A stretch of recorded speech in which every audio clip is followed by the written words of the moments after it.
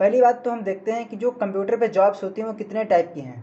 तो आप जानते हैं कि जो कंप्यूटर फील्ड है इसमें कंप्यूटर पे कई प्रकार की जॉब्स होती हैं, बट हम यहाँ पर कुछ जॉब्स के बारे में देख लेते हैं, जैसे कि डेटा एंट्री ऑपरेटर या फिर कंप्यूटर ऑपरेटर, या फिर आप लोग किसी हॉस्पिटल में या फिर होटल में या फिर किसी वेयर हाउस में, किसी शॉप पे या फिर टेली कंपनी में आप जॉब करने जा रहे हैं एज आ कंप्यूटर यानी कंप्यूटर पे, या फिर आप लोग बैक ऑफिस के लिए जा रहे हैं, या फिर अकाउंटिंग के लिए web developer, hardware engineer, software engineer, web developer, database administrator.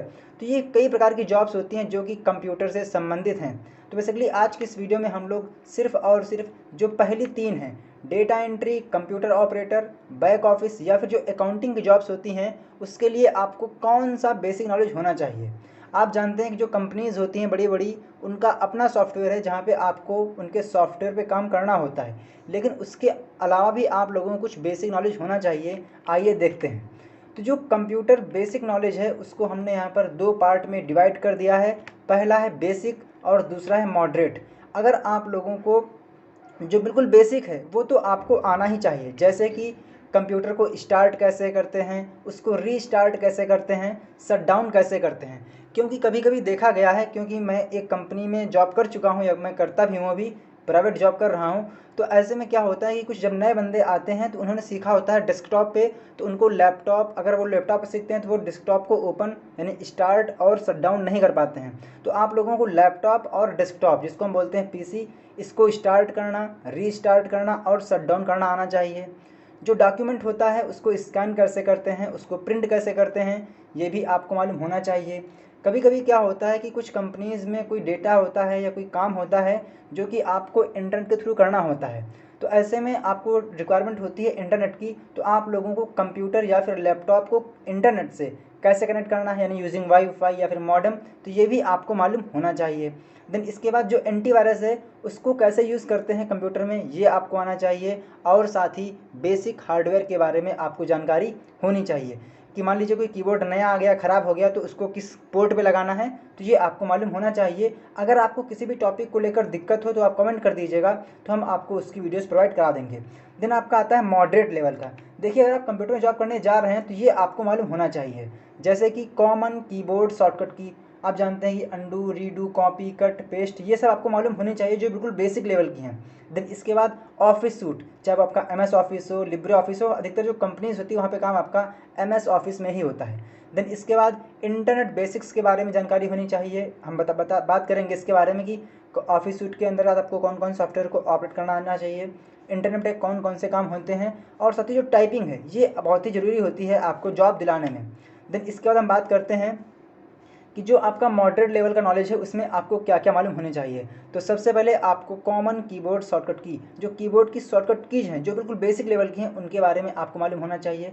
अगर हम बात करें ऑफिस सूट के बारे में, तो आप लोगों को M S Word, M S spreadsheet और पावर पॉइंट, इनके बारे में नॉलेज होना चाहिए। देन इसके बाद इंटरनेट बेसिक्स में आप लोगों को ईमेल कम्युनिकेशन, कि ईमेल को सेंड कैसे करते हैं, रिसीव कैसे करते हैं, जो फाइल्स हैं उनको डाउनलोड कैसे करते हैं, अपलोड कैसे करते हैं, ऑनलाइन पेमेंट कैसे करते हैं, ये आपको मालूम होना चाहिए। और साथ ही जो टाइपिंग है वो आपको अगर हिंदी की नहीं आती तो कोई बात नहीं, लेकिन जो इंग्लिश की है वो कंपलसरी है। और जो कंपनीज़ हैं वो 40 वर्ड पर मिनट की रिक्वायरमेंट करती हैं, लेकिन आपकी कम से कम 30 की होनी चाहिए स्टार्टिंग में। कुछ कंपनीज़ हिंदी में डिमांड करती हैं, तो उस केस में आप लोगों को जो डिमांड है वो 35 वर्ड पर मिनट की होती है, लेकिन आप लोगों को 25 के समथिंग आनी चाहिए कम से कम हिंदी में। देन इसके बाद हम बात कर लेते हैं कि अगर आप लोगों को ऑफिस सूट में वर्ड, स्प्रेडशीट, पावर पॉइंट का नॉलेज नहीं है, तो ऐसे में आप लोगों को एम एस वर्ड और स्प्रेडशीट यानी जिसको बोलते हैं एक्सेल, इनका नॉलेज होना कंपलसरी है, क्योंकि इनकी रिक्वायरमेंट बहुत ही ज़्यादा होती है। और हम लोग इसी वीडियो में जानेंगे कि कंपनीज़ में वर्ड और स्प्रेडशीट में कौन कौन से काम होता है, कुछ एग्जाम्पल देखेंगे। तो मैंने आप लोगों के लिए एम एस वर्ड के रिगार्डिंग एक वीडियो बना दी है, जिसमें हमने आपके साथ में 5 धमाकेदार, कैसी धमाकेदार टिप्स शेयर की है जो आपके बहुत ही काम आएंगी और सबसे यूज़फुल है और सबसे बेसिक हैं। तो आप लोगों को इस वीडियो को देखना है, मैं आपको इस वीडियो का लिंक डिस्क्रिप्शन में दे दूंगा। सो नेक्स्ट आपका आता है कि आप लोगों को इस वीडियो को लाइक करना है, चैनल को सब्सक्राइब करना है और वीडियो को शेयर करना है, ताकि आप जो ये इन्फॉर्मेशन है और भी लोगों तक पहुँच सके और आपको भी मिले। अगर आप जॉब करने जाते हैं एज आ अकाउंटेंट, तो उस केस में आप लोगों को टैली, एक्सेल और MS एक्सेस और इसके अलावा एडवांस एक्सेल के बारे में मालूमात होनी चाहिए। अगर आपको एडवांस एक्सेल नहीं आती है लेकिन आप लोगों को टैली, एक्सेल और एक्सेस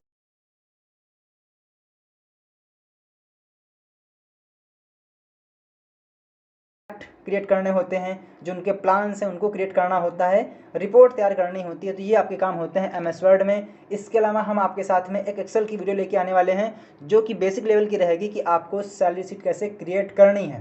देन इसके बाद हम बात करते हैं एक्सेल के बारे में। तो people management, inventory tracking, invoice creation, attendance sheet creation, chart creation, stock maintain, ये जो आपके काम हैं ये सारे काम एक्सेल में होते हैं।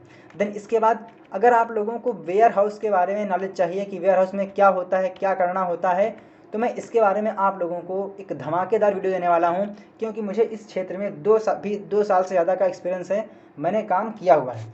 तो अब अगर आप लोगों के पास इस वीडियो से संबंधित कोई डाउट रह गया है तो आप उसे कॉमेंट कर सकते हैं। मैंने पूरा प्रयास किया हुआ है कि आपको इस वीडियो के माध्यम से ये मालूम पड़ सके कि आप लोगों को कंप्यूटर का जो बेसिक नॉलेज है उसमें क्या क्या आना चाहिए। अब कुछ लोग कहेंगे कि जो टाइपिंग है इसके बारे में थोड़ा बता दीजिए कि टाइपिंग हिंदी और इंग्लिश। तो देखिए जो आपकी हिंदी है अधिकतर इसमें आपका कृतिदेव या फिर मंगल पे काम होता है, जबकि जो आपका इंग्लिश है वो तो नॉर्मली होता ही है। जो कंपनी की रिक्वायरमेंट है वो 40 वर्ड पर मिनट या फिर 35 वर्ड पर मिनट, 35 हिंदी में और 40 इंग्लिश में रिक्वायरमेंट होती है। लेकिन अगर आप लोगों को इतनी टाइपिंग नहीं आती तो उस केस में आप लोगों को इंग्लिश में कम से कम 30 वर्ड पर मिनट और हिंदी में 25 वर्ड पर मिनट की टाइपिंग आपकी होनी चाहिए। और मैं आप लोगों के लिए एक हिंदी की सीरीज जिसमें मैं आपको सिखाऊंगा कृतिदेव में जो हिंदी की टाइपिंग है वो कैसे करते हैं, इसकी जो वीडियोज़ हैं बहुत जल्द आने वाले हैं। और इंग्लिश के तो आपको वीडियोस मिल जाएंगे, लेकिन जो हिंदी है उसके वीडियोस हम आपको प्रोवाइड कराएंगे। अगर आप लोगों को इन टॉपिक्स में किसी भी के भी ऊपर वीडियो चाहिए तो आप कमेंट कर दीजिए, तो मैं आपको उसके बारे में पूरी इन्फॉर्मेशन प्रोवाइड करा दूंगा। सो गाइस, अगर आप लोगों को ये वीडियो अच्छा लगा है तो आप इस वीडियो को लाइक कीजिए और चैनल को सब्सक्राइब नहीं किया तो सब्सक्राइब कर लीजिए,